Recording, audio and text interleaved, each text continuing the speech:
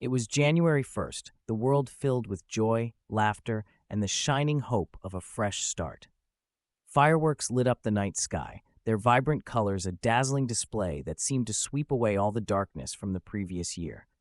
For most people, it was a night of celebration, a time to reflect on the past and embrace the future with optimism.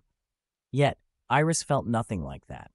While everyone around her reveled in the festivities, she stood apart, her heart heavy and her mind clouded with unease. Tension gripped her every muscle, her body almost instinctively bracing for something she couldn't quite name. She felt as though something was coming, something terrible, something unstoppable. It wasn't the joy of the new year that filled her chest, but a cold sense of dread, a premonition she couldn't shake. The past few weeks had been a blur of restless nights and terrifying dreams. They began innocently enough, yet every night they grew more vivid, more intense. They were not mere nightmares, but a twisted mix of déjà vu and fear. Every time she woke up, her heart would race, the images lingering in her mind like ghosts refusing to let go. It all started with a simple yet eerie scene, a full moon night, fireworks bursting across the sky. The lights of the fireworks were so bright they seemed to outshine the stars, filling the night with a kind of strange beauty.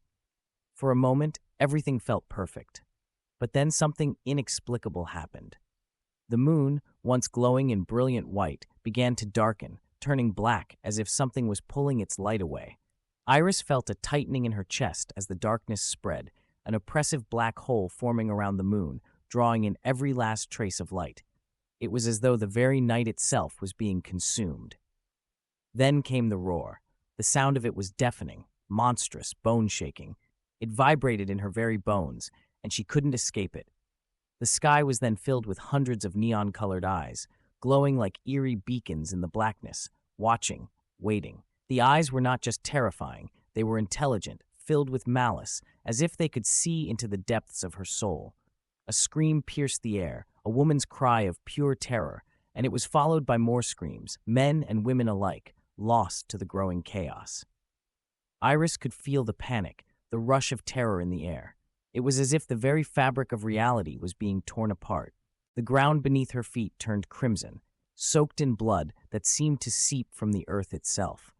Panic spread, people running in every direction, but there was no escape from the horror. And then, just as suddenly as it had begun, the blanket of darkness lifted, and Iris woke up. But the nightmares didn't stop. Each night, they returned, more detailed, more terrifying. She began to recognize the pattern. A different person she loved died each time, killed in horrific, brutal ways by the same dark creatures that haunted her dreams. In the final dream, it was her. The final dream was about Iris's death. Her death wasn't just a dream, it felt too real. Iris woke up screaming, drenched in sweat, her chest heaving with panic. She couldn't shake the feeling that the dreams were not just dreams, but some kind of warning, a glimpse into a future that was waiting to unfold. What disturbed Iris even more was the strange consistency in her dreams. Every night, she saw a date, a calendar date etched into her mind. Each night, it was a consecutive one, all of them starting on the first day of the new year. And now here it was, January 1st, the very first date in her series of nightmares. As the first firework shot into the sky that night, Iris flinched, her body frozen in fear. The sound of the explosion rang in her ears like a warning bell. For a moment, she thought she was overreacting. Maybe it was just her imagination, feeding on the residual anxiety from the nightmares. But then the moon began to change. Just as it had in her dream, it turned black, and the darkness seemed to consume the light around it. Panic surged through Iris, her heartbeat racing as the sound of a monstrous scream echoed through the air. She fumbled for her phone, trying to turn on her flashlight, but it was dead. A shadow loomed in her peripheral vision, a flicker of movement that sent chills down her spine. And then the eyes appeared, hundreds of them. Neon, glowing eyes, watching her from the dark. The scream of a woman cut through the air, followed by the terrified wails of the others. The ground was stained crimson once again, just as in her nightmare. Iris took a shaky step back, heart pounding in her chest. Her body moved on its own, seeking safety, but the weight of the nightmare pressing down on her was too heavy. She stumbled, tripping over her own feet, trying to make sense of what was happening. How could this be real? How could her nightmare be playing out before her eyes? But it wasn't just her nightmare. It was real. The message was there, just as she had seen it in her dreams, written in blood on the floor. Humanity is an impure and lowly being, killing your own and others just for the sake of power, destroying the gift of nature. And now, for all of that, you will be punished. Iris's blood ran cold. Those words, those chilling words, echoed in her mind as the chaos around her unfolded. It was happening. The nightmare was no longer just a dream. It was a prophecy, the very same prophecy she had been trying to outrun. The next day, a sense of fear gripped the town. People locked themselves in their homes, terrified of the creatures they had seen in the sky. But for Iris, there was a new layer to her fear. Her sister, Adrena, had died in the same manner as in her dreams. When Iris tried to warn her family, to tell them about the visions, the words wouldn't come. It was as if something was blocking them, an invisible wall preventing her from speaking the truth. She tried to insist on staying with Adrena, but her sister dismissed her fears as nothing more than overthinking. Reluctantly, Adrena agreed to let Iris stay with her. That night, Iris lay awake, watching her sister sleep peacefully beside her. She could hardly breathe, her heart racing. The clock on the wall ticked away the minutes, and with each passing second, Iris's sense of dread deepened. Something terrible was coming. She knew it. It wasn't long before she could no longer stay still. Iris quietly slipped out of bed, heading to the kitchen for a glass of water. But when she returned to her sister's room, her worst fear had come true. Adrena was gone. The bed was empty, the door wide open. Iris, her name echoed in the silence, a whisper of dread curling in her mind. She rushed back to her family, but when they arrived at Adrena's room, they were met with horror. Adrena's lifeless body was sprawled across the floor, gruesomely torn apart. The same blood-stained message from the night before was written on the floor, the words now etched into Iris's soul. Iris tried to speak again, to explain what had happened, but the barrier was still there, silencing her words.